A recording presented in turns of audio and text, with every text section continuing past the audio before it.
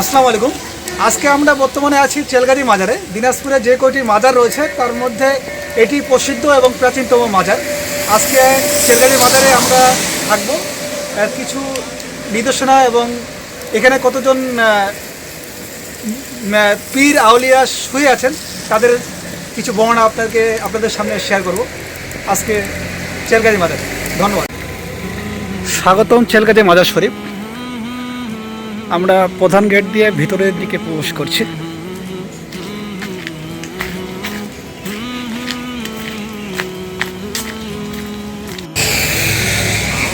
এটি হচ্ছে মুক্তিযুদ্ধের স্মৃতিফলক।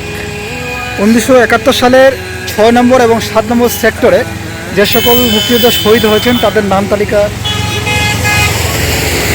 দেওয়া রয়েছে। مولاي صل وسلم دائما أبدا على حبيبك خير الخلق كلهم। গেট দিয়ে প্রবেশ করলে যে স্থাপনা চোখে পড়বে, এই যে দৃষ্টিনন্দন, এটা আপনারা বিভিন্ন ক্যালেন্ডারে হয়তো এই দৃশ্যটি দেখতে পাবেন, মাজার শরীফের এই স্থাপনাটি।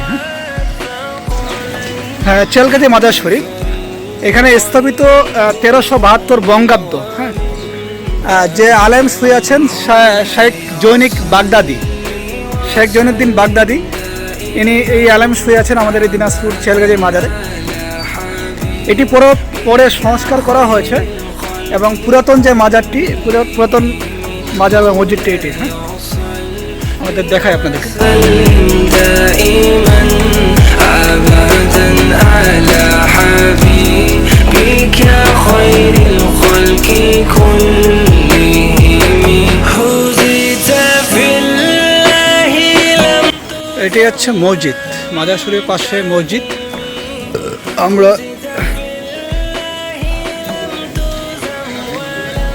একটু ভিতরের দিকে প্রবেশ করি। এই যে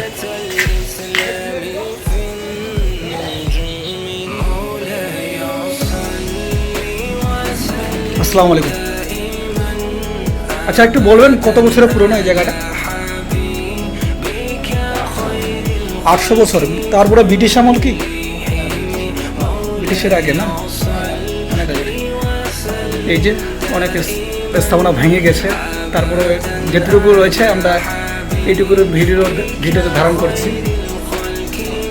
এই যে অনেক ইট পাথর ভেঙে গেছে, উপরে মিনার ভেঙে গেছে, তারপরে মাশাআল্লাহ অনেকটা টিকে আছে।